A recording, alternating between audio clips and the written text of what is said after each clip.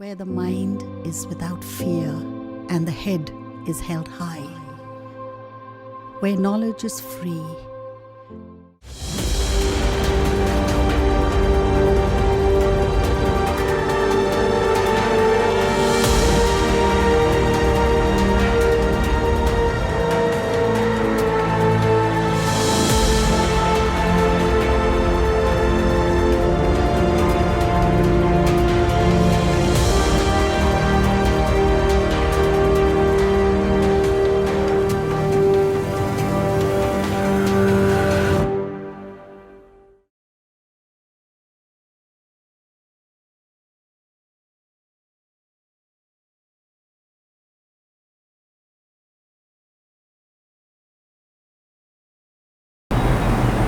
তোমাদের সবাইকে শুভেচ্ছা জানাচ্ছি।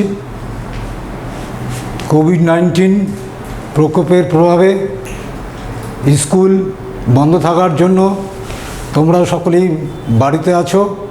তোমাদের পড়াশোনার সুবিধার জন্য মালদা জেলা প্রশাসন, মালদা জেলা শিক্ষা দপ্তর ও মালদা জেলা স্কুল এর সহযোগিতায় এইচএস অনলাইন ক্লাসের ব্যবস্থা করা হয়েছে। আমি শ্রী প্রবীর কুমার রায়, মালদা জেলা স্কুলের রসায়নের শিক্ষক। আজকে তোমাদের কেমিস্ট্রি ক্লাস 12-এর পদার্থের কঠিন অবস্থা ইউনিট 1 পড়াবো। পরীক্ষায় তোমাদের এমসিকিউ 1 নম্বরের থাকে। 1 নম্বর একটা MCQ, short question answer.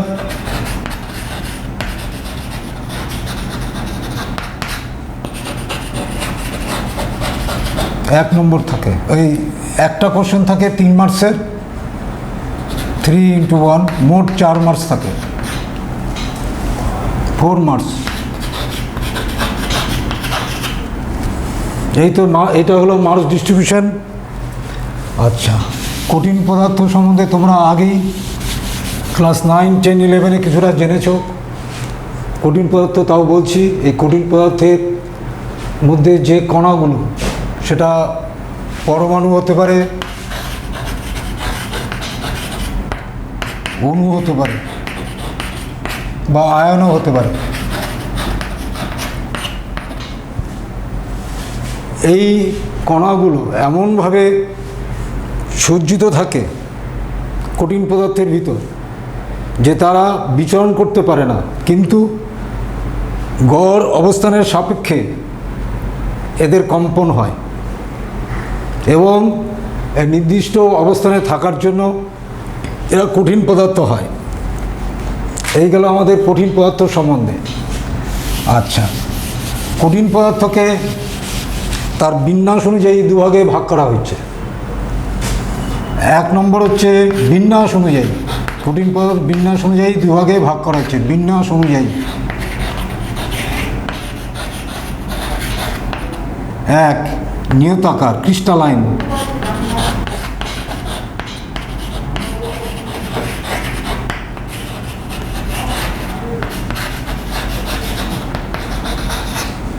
2,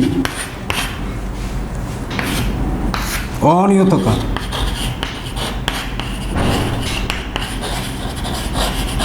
amorphous. 4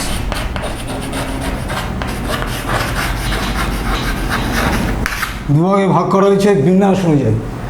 ওই কণাগুলো যখন কঠিন পদার্থের মধ্যে থাকে কীভাবে সুসজ্জিত আছে সেটাকে বিন্যাস বলা হয়। বিন্যাস অনুযায়ী 2 রকম, নিয়তাকার, অনিয়তাকার।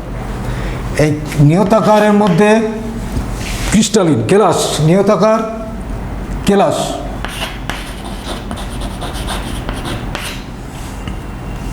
এই কেলাসে নির্দিষ্ট যে পদার্থের নির্দিষ্ট গলনাঙ্ক এবং নির্দিষ্ট আকার থাকে, যার কণাগুলি সর্বাংশে সুসজ্জিত এবং সুনির্দিষ্ট বিন্যাসে থাকে এবং এই বিন্যাসের বিস্তার অনেক দূর পর্যন্ত হয়। ওই জন্য এগুলোকে বলে শর্ট রেঞ্জ না লং রেঞ্জ।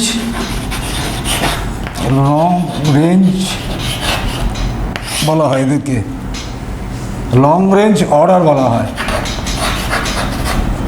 এই লং রেঞ্জ অর্ডার ওদের বিন্যাসটাও অনেক দূর পর্যন্ত বিস্তার থাকে। আর অনিয়তাকারে কণাগুলো অনিয়মিতভাবে সজ্জিত থাকে এবং এদের বিন্যাসটা বলা যায় মোটামুটি শর্ট রেঞ্জ অর্ডারে থাকে, আর কারোর থাকেও না এই অনিয়তাকারে। আমরা নিয়তাকার সম্বন্ধে একটু আলোচনা আছে, এর বৈশিষ্ট্য, কঠিন পদার্থের বৈশিষ্ট্যতে আসি।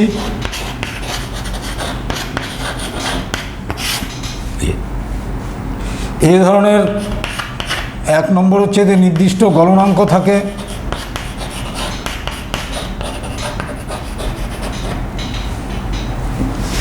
অণুগুলোর মধ্যে আকর্ষণ বল প্রচুর থাকে এবং দৃঢ়ভাবে আবদ্ধ থাকে। আর 2 নম্বর হচ্ছে এদের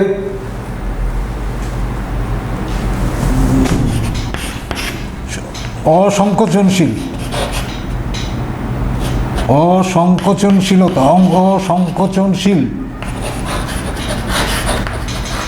অর্থাৎ এরা সংকোচন হতে চায় না এবং এদের মধ্যে অণুগুলোর ব্যাপন হয় না, এরা দৃঢ় হয়, নির্দিষ্ট আকার থাকে, নির্দিষ্ট আয়তন থাকে এবং এরা অসমদৈশিক। অসমদৈশিক ব্যাপারটা কি? অসমদৈশিক হলো এক ধরনের ভৌত ধর্ম বলা যেতে পারে,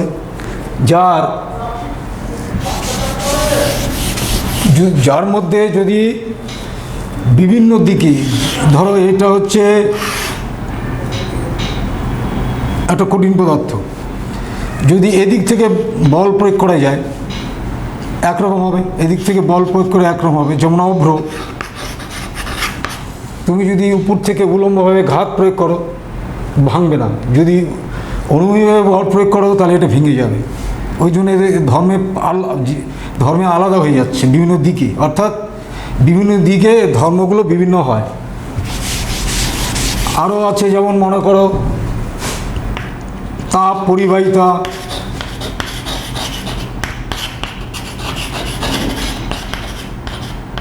পরিবাহিতা,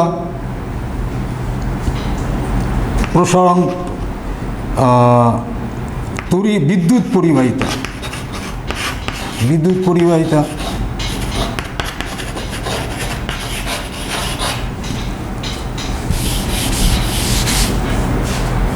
প্রতিসরাঙ্ক,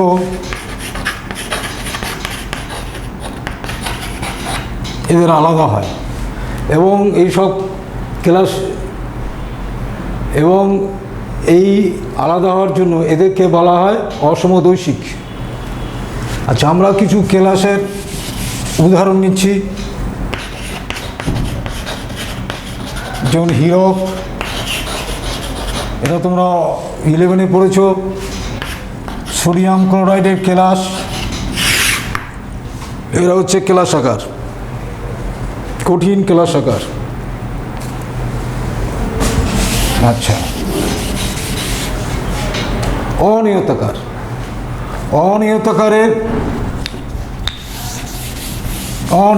আসি অনিয়তাকার।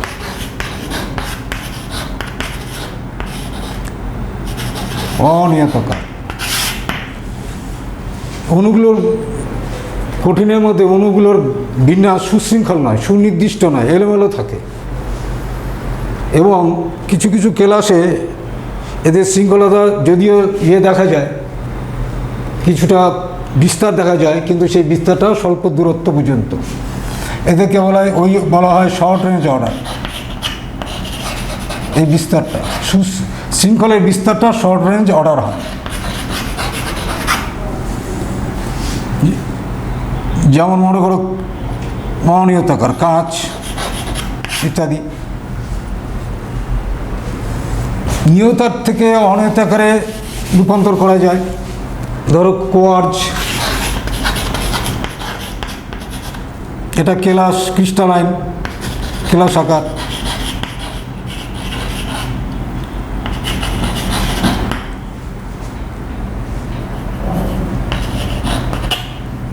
এটাকে যদি তাপ দেওয়া যায়,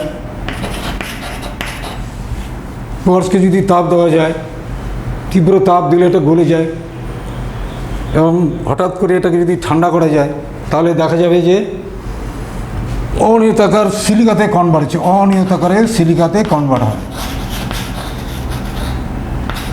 সিলিকা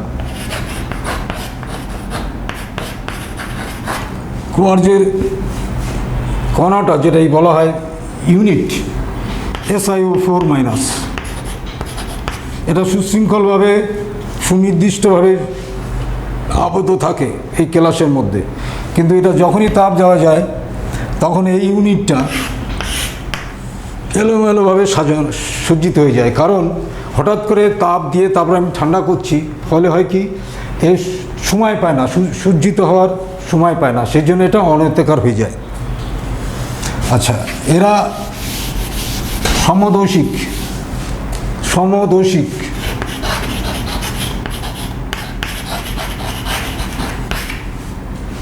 সমদৈশিক এদের যদি বিভিন্ন দিকে যদি পরিমাপ করা হয় একই রকম হবে, সেই জন্য এদেরকে সমদৈশিক বলে। আচ্ছা, এটা গেল আমাদের কঠিন পদার্থের শ্রেণী বিভাগ গেল। একটা হলো কেলাসাকার আর একটা অনিয়তাকার। আচ্ছা, এবার আমরা আসব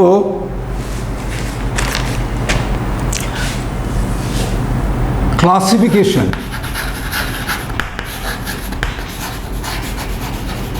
based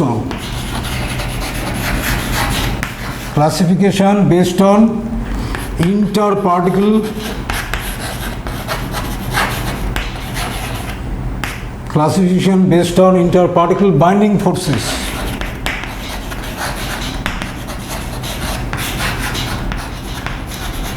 তাহলে ক্লাসিফিকেশন বেসড অন ইন্টারপার্টিকেল ফোর্সেস, এটা হচ্ছে কেলাসাকার কঠিন পদার্থের ক্লাসিফিকেশন।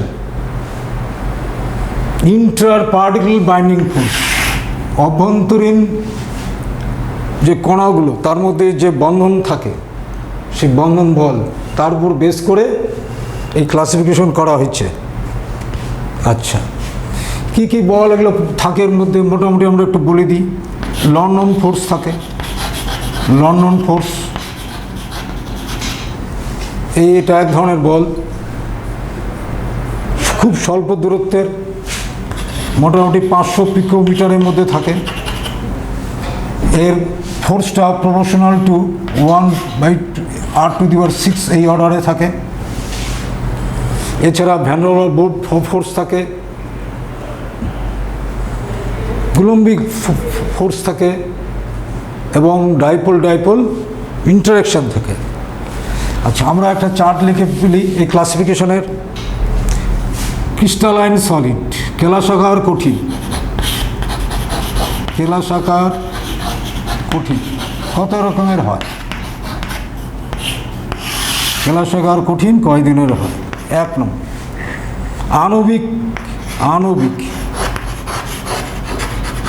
আণবিক মলিকুলার ক্রিস্টালিন, আণবিক কেলাস,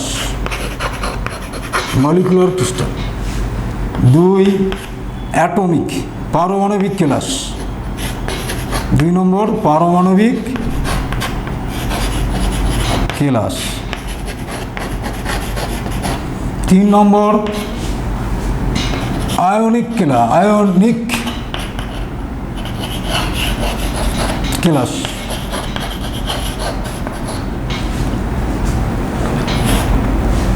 আচ্ছা, তারপরে হচ্ছে আমাদের আণবিক, পারমাণবিক, আয়নিক সমযোজী কেলাস, অনেক সময় নেটওয়ার্ক কেলাস বলে এটাকে। আর একটা হচ্ছে মেটালিক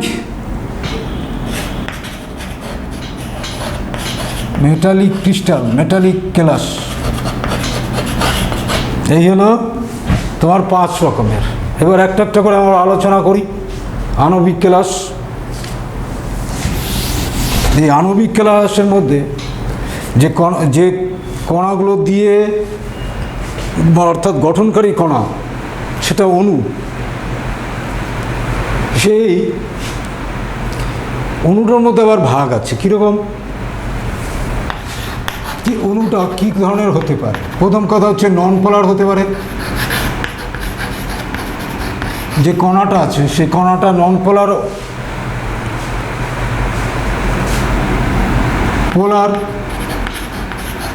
মানে ধ্রুবীয়, অধ্রুবীয়, ধ্রুবীয়। আর একটা হচ্ছে হাইড্রোজেন বন্ডেড,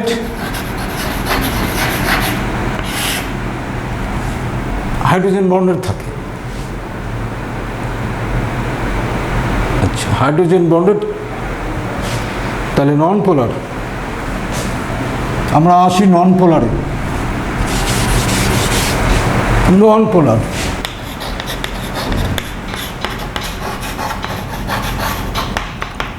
নন পোলার ধরো কার্বন ডাইঅক্সাইড কঠিন, ড্রাই আইস, ড্রাই আইস এটা কঠিন, এটা নন পোলার। তাহলে এই কঠিন অণুর মধ্যে একটা লন্ডন ফোর্স থাকে, যার ফলে অণুগুলো খুব কাছাকাছি অবস্থান করে কঠিনে রূপান্তর হয়। এটা হচ্ছে নন পোলার, ড্রাই আইস। আয়োডিন আরেকটা এক্সাম্পল নাও, আয়োডিন, কঠিন আয়োডিন, এগুলো হচ্ছে নন পোলার। এগুলো হচ্ছে মলিকুলার ক্রিস্টালাইন কিন্তু নন পোলারের মধ্যে অন্তর্গত। আচ্ছা, তারপরে আসা হচ্ছে পোলার। পোলার অণু, যে কণাটা থাকছে সেটা হচ্ছে পোলার অণু দিয়ে, কেলাসাকার কঠিন পদার্থের মধ্যে পোলার অণু দিয়ে কণাগুলো তৈরি, কণাগুলো অবস্থান করছে। পোলার অণু কোনগুলো? কঠিন অ্যামোনিয়া, এটা পোলার অণু, তোমরা 11-এ পড়েছ পোলার। কঠিন সালফার ডাইঅক্সাইড, বরফ যেমন কঠিন, এটা সবই পোলার। তবে পোলারের মধ্যে অর্থাৎ অ্যামোনিয়া অর্থাৎ ডাইপোলের মধ্যে ইন্টারাকশন হয়ে ওরা খুব কাছাকাছি অবস্থান করে। তাহলে কেলাসাকার কঠিন যে কণা, কেলাসাকার কঠিনের মধ্যে যে কণা থাকছে সেই কণাটার মধ্যে পোলার অণু দিয়ে গঠন করা আছে, সেই অণুগুলো পোলার অণু। আচ্ছা, হাইড্রোজেন বন্ডেড,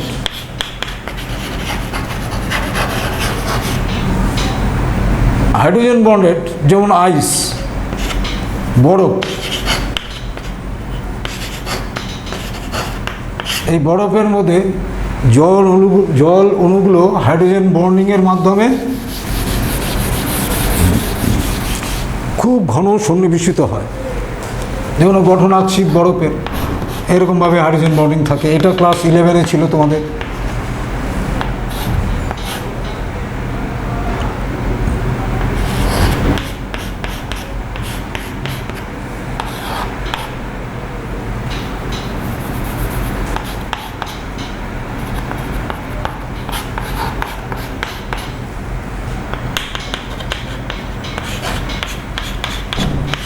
এইরকমভাবে থাকে।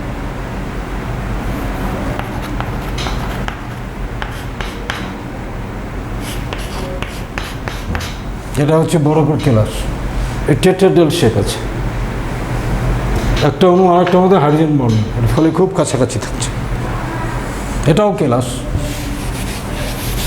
আচ্ছা, এটা গেল আমাদের মোটামুটি আণবিক কেলাসের উদাহরণ। এবার পারমাণবিক কেলাস। পারমাণবিক কেলাস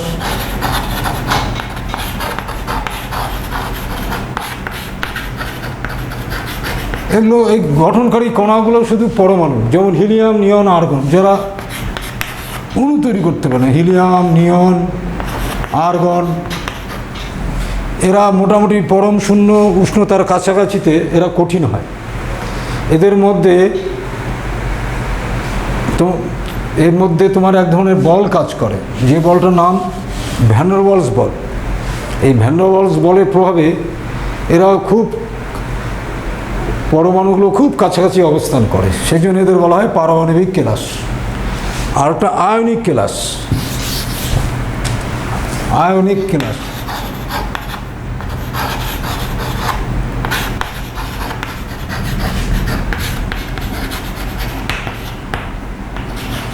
আয়নিক ক্রিস্টাল। এদের মধ্যে কণাগুলো হচ্ছে বিপরীতধর্মী আয়ন দ্বারা যুক্ত, ক্যাটায়ন এবং অ্যানায়ন। ক্যাটায়ন এবং ক্যাটায়ন থাকবে এবং অ্যানায়ন থাকবে। ধরো তোমরা পড়েছো সোডিয়াম ক্লোরাইড, সোডিয়াম ক্লোরাইডের কেলাস, সোডিয়াম আয়ন ক্লোরাইড আয়ন, দুটো বিপরীতধর্মী আধানের মধ্যে যে আকর্ষণ বল সেটা কুলম্বিক বল। তাহলে কুলম্বিক বলের প্রভাব এর মধ্যে দেখা যায় আয়নিক ক্লাসের মধ্যে। এবং সোডিয়াম ক্লোরাইডের ক্লাসে তোমরা 11-এ পড়েছো, এর কোঅর্ডিনেশন নাম্বার 6, অর্থাৎ সোডিয়ামের 6 আর ক্লোরিনেরও 6। Sodium ion plus minus chloride ion 6 coordination number. Coordination নাম্বারটা কি? একটা আয়ন কয়টা অ্যানায়ন প্রতি আয়ন ঘেরা থাকে, অর্থাৎ মনে করো সোডিয়াম আয়ন তার নিকটতম প্রতিবর্ষী 6টা ক্লোরাইড আয়ন দিয়ে ঘেরা, সেই জন্য এর কোঅর্ডিনেশন নাম্বার 6 বলে। সিমিলারলি ক্লোরাইড আয়নের ক্ষেত্রে তো একটা ক্লোরাইড আয়ন 6টা সোডিয়াম আয়ন দিয়ে ঘেরা থাকে, অর্থাৎ নিকটতম প্রতিবেশী 6টা সোডিয়াম আয়ন। তাহলে কোঅর্ডিনেশন নাম্বার সোডিয়াম ক্লোরাইডের 6:6। তাহলে এখানে কুলম্বিক বল কাজ করে। আচ্ছা, এবার হচ্ছে সমযোজী কেলাস। সমযোজী কেলাস, সমযোজী কেলাসে এই ক্লাসের মধ্যে যে গঠনকারী অণু, এদের মধ্যে এক বা একাধিক পরমাণুর মধ্যে সমযোজী বন্ধন থাকে। এই সমযোজী বন্ধনের মাধ্যমে অতিকায় অণু জায়ান্ট মলিকুল তৈরি করে। যেমন হীরক, কার্বন কার্বন সমযোজী বন্ধন যুক্ত আছে। হীরকের গঠন এরকম।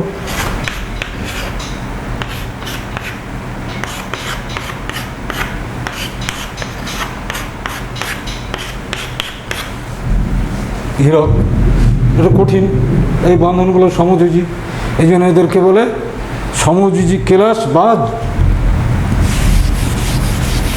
Network crystal. নেটওয়ার্ক ক্রিস্টাল, সমযোজী কেলাস বা নেটওয়ার্ক ক্রিস্টাল।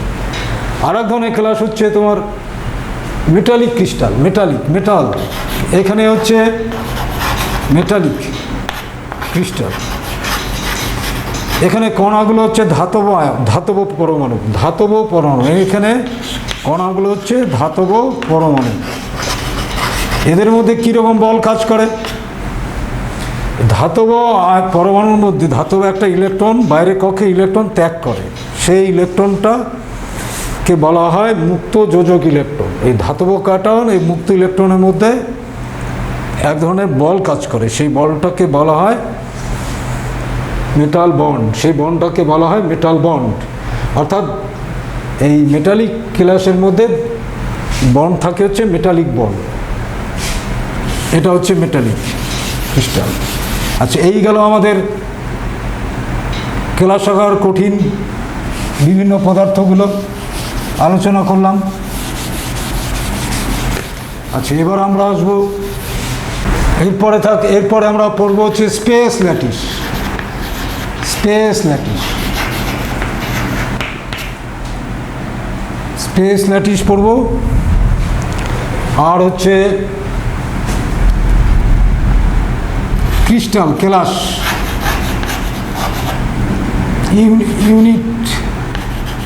ইউনিট সেল, একক কোষ, স্পেস ল্যাটিস। তা আমরা স্পেস ল্যাটিস বলতে কি বুঝবো?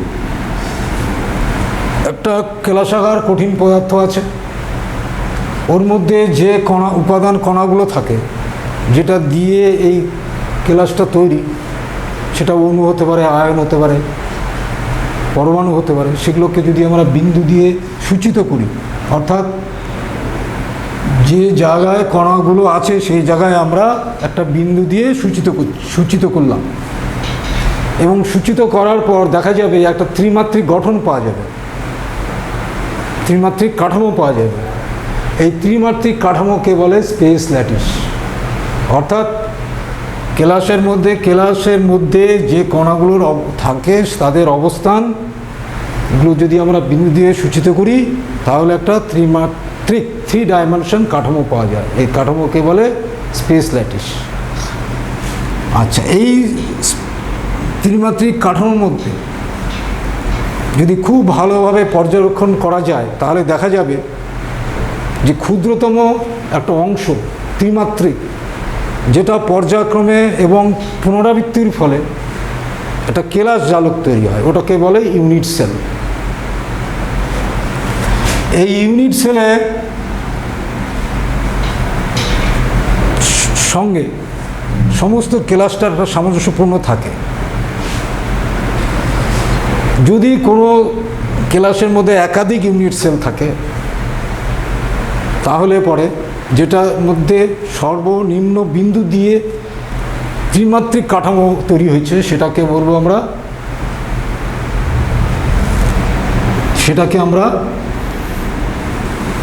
ইউনিট সেল বলবো, সর্বনিম্ন বিন্দু দিয়ে। অর্থাৎ একটা কেলাসকে যদি আমরা ভাঙি, ছোট ছোট ক্লাস হবে, সেই ছোটো ছোটো আরও ভাঙলে ক্ষুদ্রতম ক্লাস তৈরি হবে, সেই ক্ষুদ্রতম ক্লাসকে আবার ভাঙলে অণু পরমাণু এগুলো পাওয়া যায়। সেই জন্য ওই ক্ষুদ্রতম ক্লাসটাকে বলা হবে ইউনিট সেল। আর ক্রিস্টাল হবে নির্দিষ্ট গলনাঙ্ক, নির্দিষ্ট আকার থাকবে এবং এর সমতল পৃষ্ঠতলীয় দ্বারা সীমাবদ্ধ থাকবে, অর্থাৎ নির্দিষ্ট আকার আয়তন থাকবে এবং এর মধ্যে যে গঠনকারী কণা আছে সেই কণাগুলি সুষমভাবে পর্যায়ক্রমে পুনরাবৃত্তির ফলে কেলাস তৈরি হয়। আচ্ছা, ক্রিস্টাল গেল, ইউনিট সেল, স্পেস ল্যাটিস গেল। আচ্ছা, আমরা আসি এবার হচ্ছে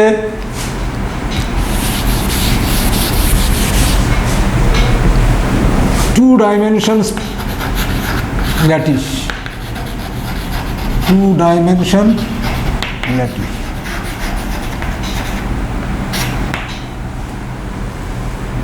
ধরো এই বিন্দুগুলো হচ্ছে ল্যাটিস পয়েন্ট, যেখানে কণাগুলি অবস্থান করে। এই অবস্থান কণাগুলো টু ডাইমেনশন, দ্বিমাত্রিক।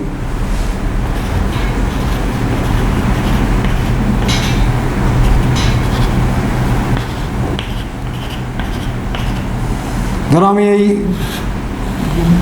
চারটা বিন্দু দিয়ে একটা সরলরেখা দ্বারা যুক্ত করলাম, ধরো এটা আর বর্গক্ষেত্র।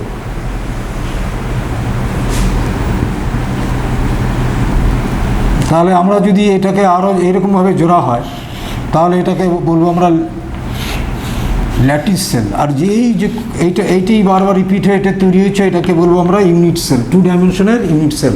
এটা বর্গক্ষেত্র মানে। এরকম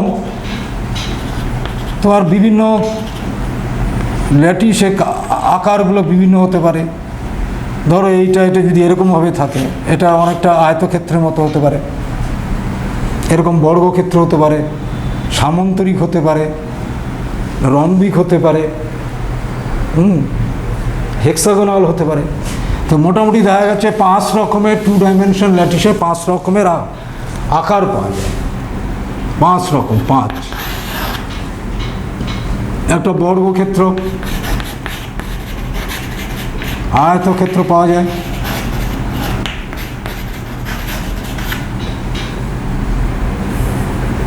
সামান্তরিক পাওয়া যায়, হেক্সাগোনাল পাওয়া যায়,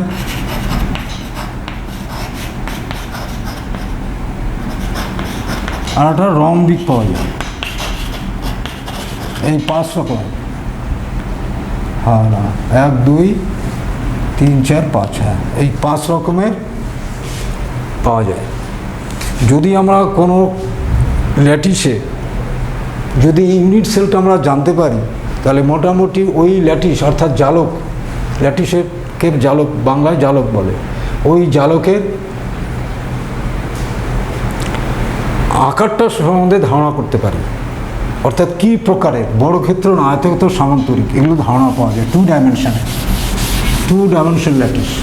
কিন্তু আমাদের বিষয়টা আমরা 3 ডাইমেনশনে আমরা শিখব। 3 ডাইমেনশনাল, ত্রিমাত্রিক, 3 ডাইমেনশনাল আমরা শিখব।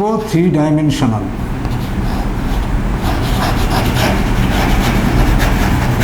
ল্যাটিস।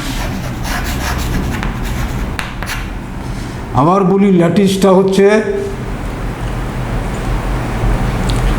যে কেলাসের মধ্যে যে কণাগুলো থাকে তার কে যদি সেই অবস্থানে কে যদি আমরা বিন্দু দিয়ে সূচিত করি এবং সরলাকার দ্বারা যদি যুক্ত করি একটা ত্রিমাত্রিক পরিকাঠামো পাওয়া যাবে।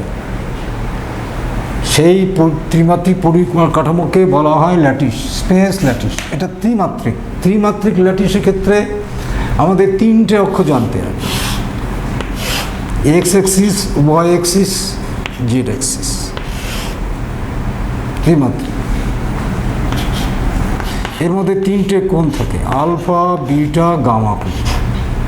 ত্রিমাত্রিকে ধরো একটা ইউনিট সেল নিলাম, ইউনিট সেল ঘনকাকার একক কোষ, ঘনকাকার একক কোষ, কিউবিক।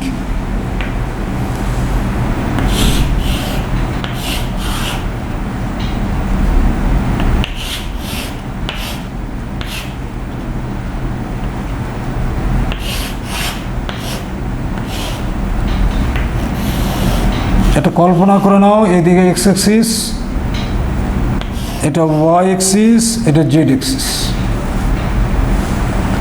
এইখান থেকে এইটুক হচ্ছে ছেদিতাংশ, ধরে নাম এ।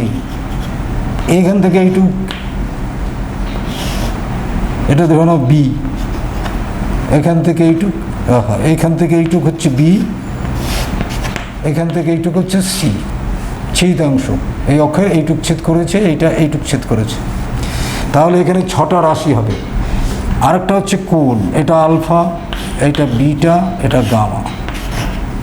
তাহলে একটা ইউনিট সেলের 6টা রাশি প্রয়োজন পড়ে এটাকে প্রকাশ করার জন্য, আলফা, বিটা, গামা। এই আলফাটা কি দুটো তলের মধ্যবর্তী কোণ, বিটাও তাই, গামাটাও তাই। এগুলো একটা ইউনিট সেলের বলে কিনারা বলে, এজ।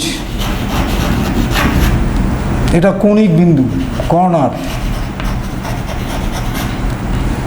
এটা এই অংশটাকে বলে তল, ফেস।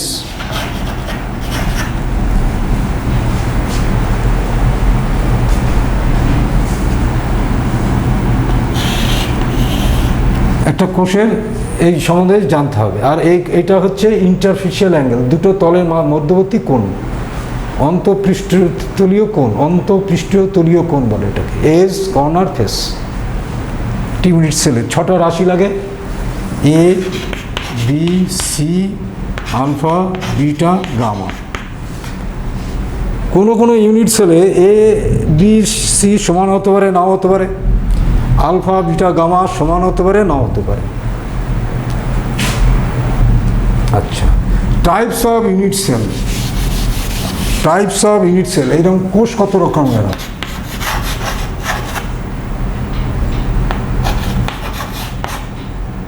ইউনিট সেল কোষ কত রকমের হয়? 1 নম্বর হচ্ছে প্রিমিটিভ সেল, আদি সেল, আদি কোষ। 2 নম্বর হচ্ছে দেহকেন্দ্রিক, দেহকেন্দ্রিক কোষ। 3 নম্বর হচ্ছে পৃষ্ঠকেন্দ্রিক।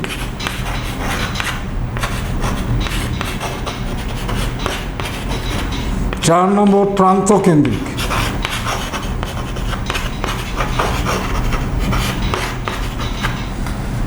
তাহলে কত রকমের হয়? আদিকোষ, দেহকেন্দ্রিক, পৃষ্ঠকেন্দ্রিক, প্রান্তকেন্দ্রিক।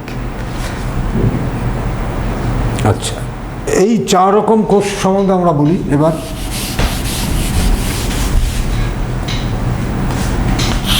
একটা ঘনকাকার, এগুলো ঘনকাকার, কিন্তু প্রত্যেকেই ঘনকাকার।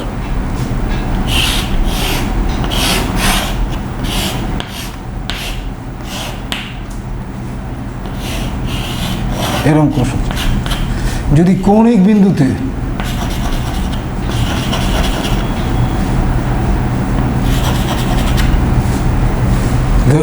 কৌণিক বিন্দুগুলোতে যদি কণা থাকে, এই কণা কিন্তু গঠনকারী কণা, অর্থাৎ অণু, পরমাণু, আয়ন হতে পারে। তাহলে এটাকে বলবো আদিকোষ, শুধু কণারে থাকলো।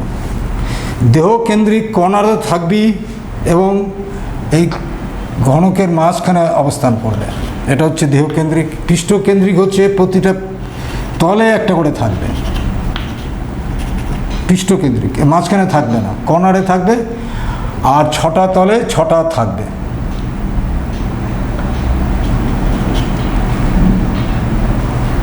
ছটা তলে থাকবে। প্রান্তকেন্দ্রিক 8টা কর্নারে 8টা কণা থাকবে, আর দুটো বিপরীত তলে যে কোনো এটার বিপরীত এটা বা এটা এই জায়গাগুলো অবস্থান করবে। এটা হচ্ছে প্রান্তকেন্দ্রিক হলো। এই 4 রকমের কেশ, এটা মনে রাখতে হবে আমাদের। আদিকোষের গঠন দেহকেন্দ্রিক, পৃষ্ঠকেন্দ্রিক এবং প্রান্তকেন্দ্রিকের এই 4 রকম কোষের গঠনটা সম্বন্ধে আমাদের মনে রাখতে হবে। এইবার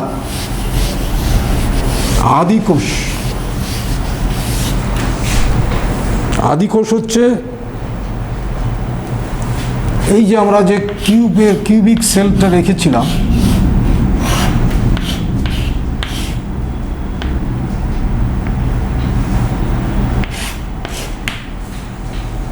প্রতিটা কর্নারে থাকবে। এটা সিম্পল কিউবিক বলে, সিম্পল আদিকোষ। বিজ্ঞানী ব্র্যাভিস, অগাস্টা ব্র্যাভিস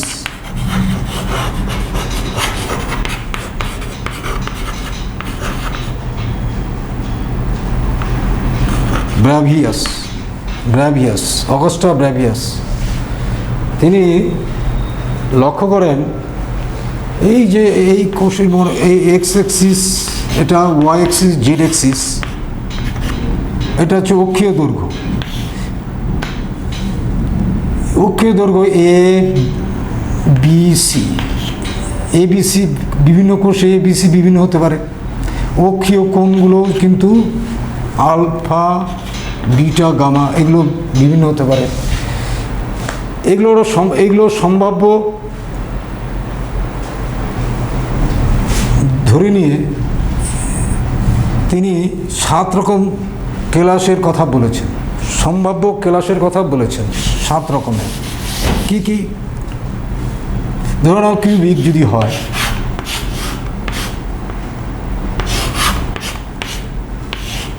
এটা এ, এটা বি,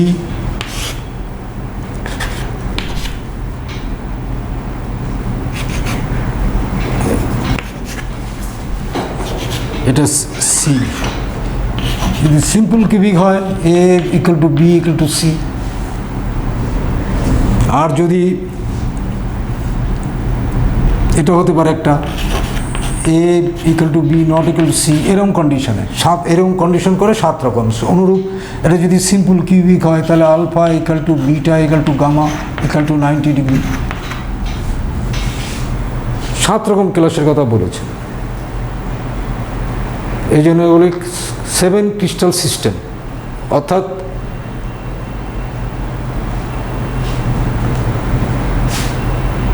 এই আদিকোষকে আমরা 7 ভাগে আবার ভাগ করতে পারি। তাহলে দেখো, একক কোষের অক্ষীয় দূরত্ব এবং অক্ষীয় কোণের উপর ভিত্তি করে ব্র্যাভিস যে সিস্টেমগুলো বলেছেন,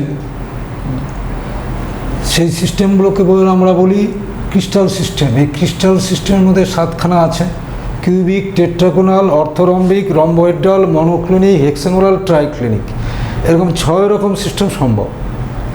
কী কী দেখো, এটার ক্ষেত্রে A equal to B equal to C equal to alpha equal to beta equal to gamma 90, তাহলে এটা কিউবিক বলবো। উদাহরণ হচ্ছে পটাশিয়াম ক্লোরাইড, সোডিয়াম ক্লোরাইড। এরকম করে টেট্রাগোনালে দেখো, এই দুটো অক্ষ সমান হচ্ছে, অক্ষ দূরত্ব কিন্তু সেটার সমান নয়, কিন্তু এর প্রত্যেকটা কোণ সমান। Tin dioxide, calcium sulphide. এই করে করে তুমি দেখো, পরে লাস্টেটা দেখো ট্রাইক্লিনিকে A not equal to B not equal to C, এটা কোনো কোণই 90 ডিগ্রি নয়, যেমন ব্লু ভিট্রিয়ল। তাহলে তোমাদের এই 7 ক্রিস্টাল সিস্টেম যেটা 7খানা আছে, এটা তোমাদের অক্ষীয় দূরত্ব, অক্ষীয় কোণ এবং উদাহরণগুলো মনে রাখতে হবে। কারণ পরীক্ষায় তোমাকে এরকম করে বিভিন্ন, ধরো এরকম 4টা অপশন থাকলেও বললো যে এর মধ্যে কোনটা রম্বোহেড্রাল চিহ্নিত করো, তাহলে তোমাকে এগুলো মনে রাখতে হবে। হ্যাঁ, তাহলে এই 7খানা আমরা শিখলাম। এই 7খানা ক্রিস্টাল সিস্টেমের মধ্যে আবার তোমার প্রত্যেকে এক বা একাধিক একক কোষের অধিকারী আছে। হ্যাঁ, একক কোষের অধিকারী আছে। তো আমি বলছি যেমন কিউবিকে হচ্ছে তোমার 3টে থাকে, যেমন সিম্পল কিউবিক, বডি সেন্টার, আর হচ্ছে ফেস সেন্টার, দেহকেন্দ্রিক, পৃষ্ঠকেন্দ্রিক 3খানা। টেট্রাগোনালে তোমার 2খানা থাকে, অর্থরম্বিকে 4খানা থাকে, মনোক্লিনিকে তোমার 2খানা, এটা একটা, এটা একটা, এটা একটা, এই 14টা আছে, মোট 14খানা। মানে কিউবিকের মতো আবার 3টে, কিউবিকের মধ্যে আবার 3খানা আছে, একটা simple cubic, body centre cubic আর ফেস সেন্টার কিউবিক। এরকমভাবে তোমার প্রত্যেকটা ক্রিস্টাল সিস্টেমের মধ্যে এক বা একাধিক কোষ আছে, আবার কোষের একক কোষের অধিকারী এরা আবার। এই নিয়ে মোট 4টা। এই 14খানাকে বলা হয় ব্র্যাভিস ল্যাটিস। ব্র্যাভিস ল্যাটিস বলতে এই 14খানা বুঝবো আমরা, 14, ব্র্যাভিস ল্যাটিস 14। আচ্ছা, তোমাদের সিলেবাসে শুধু এইটুকু রয়েছে, কিউবিকের এই পোর্শনটা রয়েছে, বাকিগুলো তোমাদের সিলেবাসের মধ্যে নেই। সেই জন্য আমরা কিউবিকের 3, এই ক্রিস্টাল সিস্টেম কিউবিক, এটাই আমরা এখন শিখব। একক কোষে কণা সংখ্যার গণনা।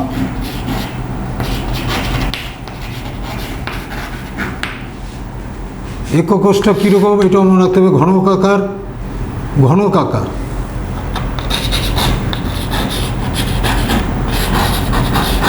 ঘনকাকার একক কোষে কণা সংখ্যার গণনা।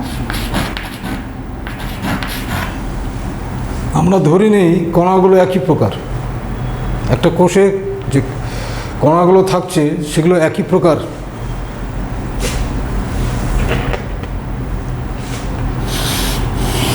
একটা একক কোষে আঁকছেন,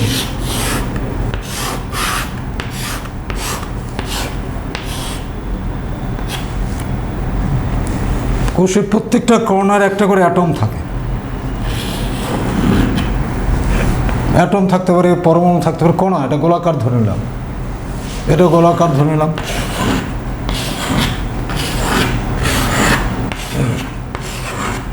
তাহলে এই যে কণারে যে কণাটা আছে, এই কণাটা কিন্তু 8টা কোষের সাথে যুক্ত আছে।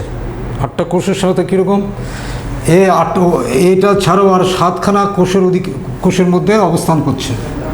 অর্থাৎ এই কোষের 1/8 অংশ এই কোষের মধ্যে অন্তর্ভুক্ত। অর্থাৎ এই কণাটা 8টা কোষের সাথে শেয়ার করছে। এই কণারে থাকলে 1/8 অংশ এই নিজস্ব কোষের অন্তর্গত হয়, এত অংশ আয়তন। তাহলে আমরা লিখতে পারি একক কোষে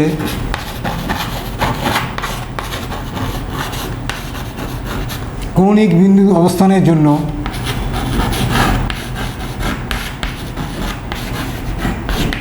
কৌণিক বিন্দুতে অবস্থানের জন্য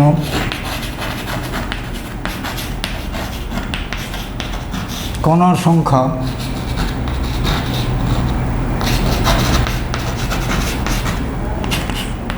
এক বাই 8। এবার আমাদের 8টা কর্নার আছে, তাহলে 8 দিয়ে গুণ করব। অর্থাৎ এটা হচ্ছে সিম্পল কিউবিক। সিম্পল কিউবিকে কর্নারেই শুধু কণাগুলো থাকে।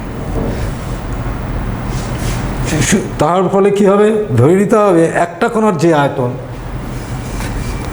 এই কিউবের মধ্যে সমস্ত অধিকার করে আছে একটা কণারই আয়তন এটা। আচ্ছা, এবার বডি সেন্টার, এটা আমরা আঁকলাম, এটা লিখলাম সিম্পল কিউবিকের জন্য।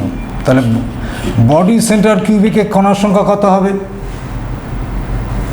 বডি সেন্টারের মাঝখানে থাকে, এ কারোর সাথে শেয়ার করে না, কর্নারে তো 8টা থাকবেই। তাহলে 8টা কণা 1/8 × 8 + 1, বডি সেন্টার কিউবিকে মোট কণার সংখ্যা 2। অর্থাৎ কর্নারে থাকলে প্রতিটা কণা 1/8 অংশ থাকে। ফেস সেন্টার কিউবিকে কী হবে? এই তলে ফেস সেন্টার তলে আছে, 6টা তলে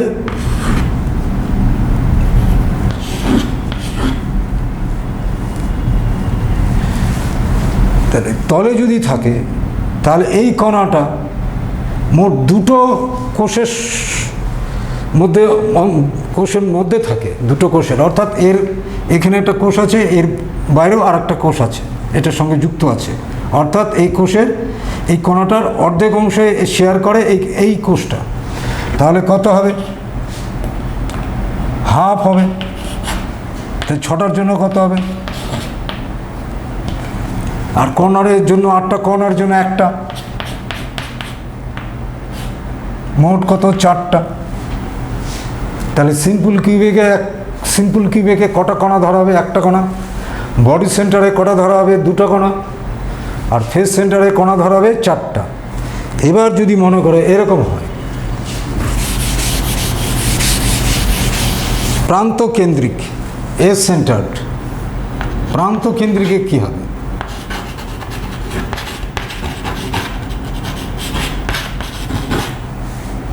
প্রান্ত কেন্দ্রিক কোষের ক্ষেত্রে আমরা কি করব? প্রান্ত কেন্দ্রিক কোষে আমরা আগে একটু স্ট্রাকচারটা এঁকে নিই।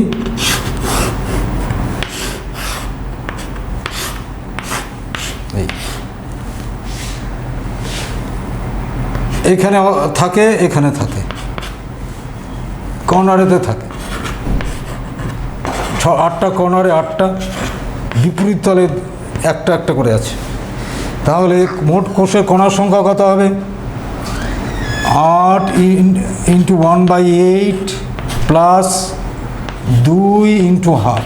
তাহলে মোট কণার সংখ্যা 2টো বেরোবে। আর যদি মনে করো এই বাহুর মাঝখানে এটা প্রান্তীয় দৈর্ঘ্য বলে, বাহুর দৈর্ঘ্য, কোষের বাহুর দৈর্ঘ্য, প্রান্তীয় দৈর্ঘ্য, এর মাঝখানে থাকলো 12টা বাহুর মাঝখানে আছে।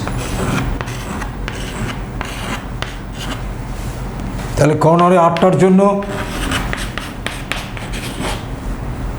ওই 8 × 1/8, আর এই মাঝখানে থাকলে পরে একটা কণা 4টা কোষের সাথে শেয়ার করে, সেই জন্য হবে তোমার 1/4 × 12, 4। তাহলে এইভাবে করে গণনা করতে হবে। তাহলে এই একক কোষে কণার সংখ্যার থেকে আমরা একটা অণুর সংকেত বের করতে পারি। কীভাবে বের করবো একটু বলে দিচ্ছি। ধরো একটা কোষ এ আর বি কণার দ্বারা তৈরি, এ আর বি, একটা কোষে এ ও বি দিয়ে তৈরি।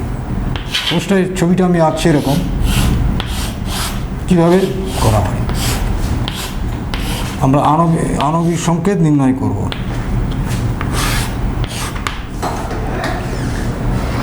এ কর্নারে অবস্থান করে, এগুলো এখানে আছে,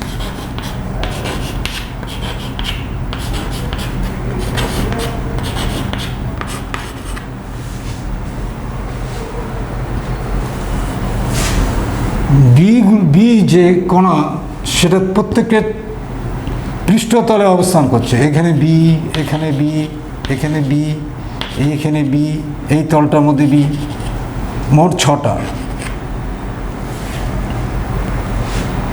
6টা পৃষ্ঠতলে 6টা বি কণা আছে। কোষের কর্নারে এ অ্যাটম দখল করে আছে। তাহলে এ অ্যাটমের সংখ্যা, এ বা এ কণার সংখ্যা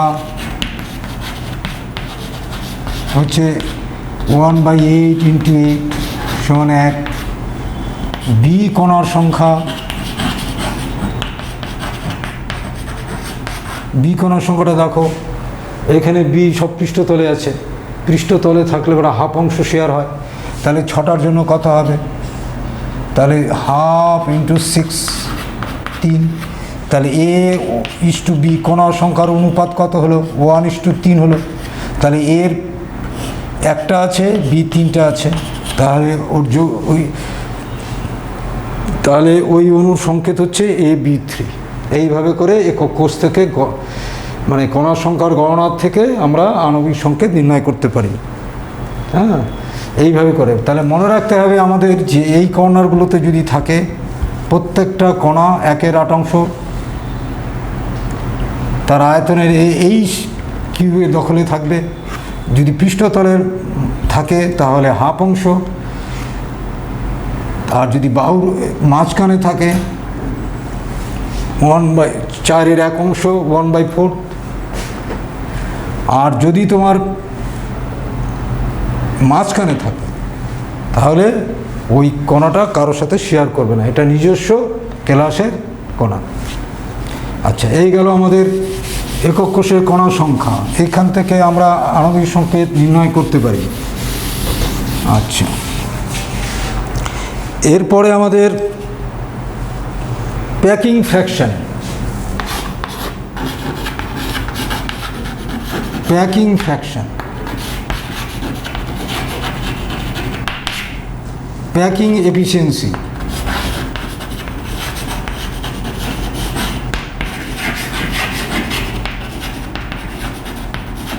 প্যাকিং ফ্র্যাকশন একটা কিউবিক,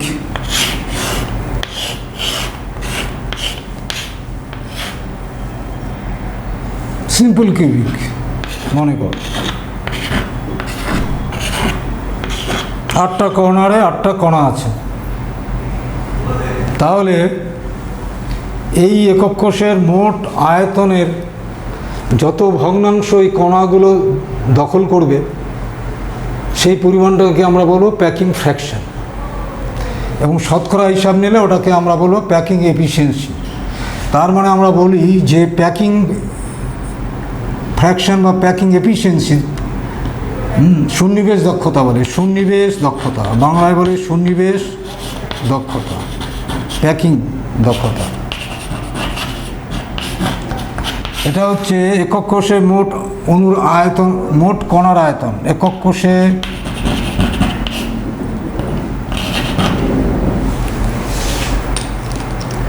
কোষে মোট কণার আয়তন।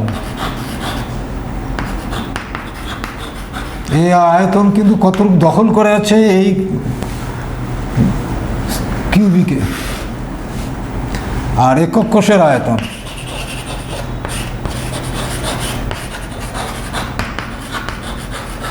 অর্থাৎ একক কোষের কত অংশ এই কণাগুলো দখল করে আছে, এটা শতকরাতে বলা হয় সন্নিবেশ দক্ষতা। আর কণার সংখ্যা যত বেশি হবে এই সন্নিবেশ দক্ষতা তত এর মান বৃদ্ধি পাবে। এর আগে আমি বলেছি যে কর্নারে 8টা থাকলেই এরকম একটা অণুর আয়তন দখল করে, কিছু অংশ কিন্তু ফাঁকা থাকে, এবং কণার সংখ্যা যত বেশি হবে তত সন্নিবেশ দক্ষতা বৃদ্ধি পাবে। সিম্পল কিউবিকে packing efficiency, simple cubic SC, simple কিউবিকে সন্নিবেশ দক্ষতা কত ক্যালকুলেট করব। সন্নিবেশ দক্ষতা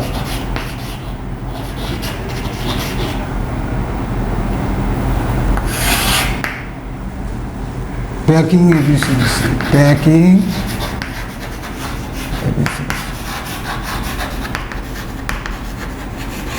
গণনাগুলো একটু মন দিয়ে শোনো। একটা কিউবিক, সিম্পল কিউবিকের ছবি আঁকলাম এরকম।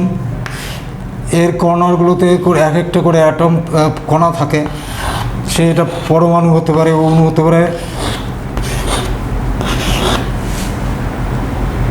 তাহলে এটা সিম্পল কিউবিকে একক কোষে কণার সংখ্যা কত?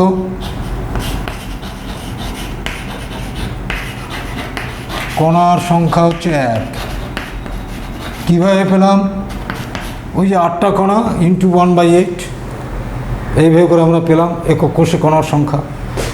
এইবার বাহুর, এই কোষের বাহুর দৈর্ঘ্য, প্রান্ত দৈর্ঘ্য ধরলাম এ। সিম্পল কিউবিকে তোমার এই যে কর্নারে দুটো কণা আছে, সেই কণা কিন্তু একে অপরকে স্পর্শ করে থাকে, এইরকম একে অপরকে স্পর্শ করে থাকে। এটা ব্যাসার্ধ, যদি কণার ব্যাসার্ধ আর ধরি তাহলে এটাও আর, এই গোটাটার দৈর্ঘ্য হচ্ছে এটু দিয়ে, তাহলে এ=2 আমরা 2r বলতে পারি। তাহলে এই কোষের বাহুর দৈর্ঘ্য এটা সমান 2r হবে। তাহলে কোষের আয়তন কত হবে?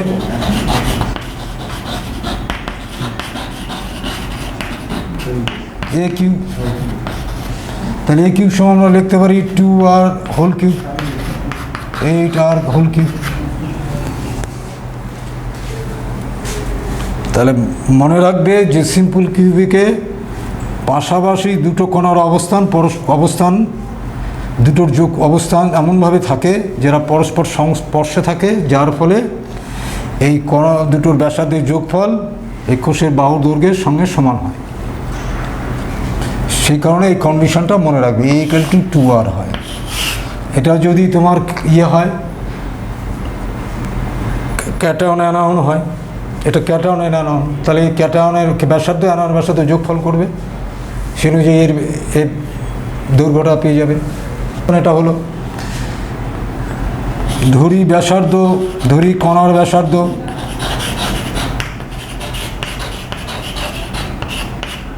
আর তাহলে আয়তন কত হবে?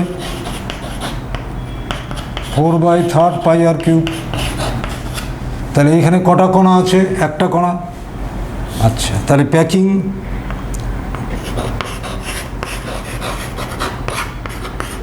দক্ষতা হচ্ছে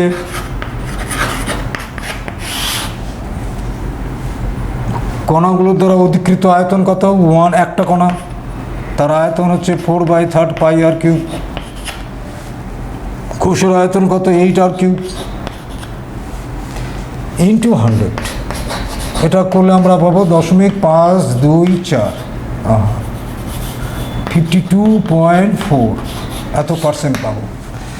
আর যদি প্যাকিং ভগ্নাংশ বলি,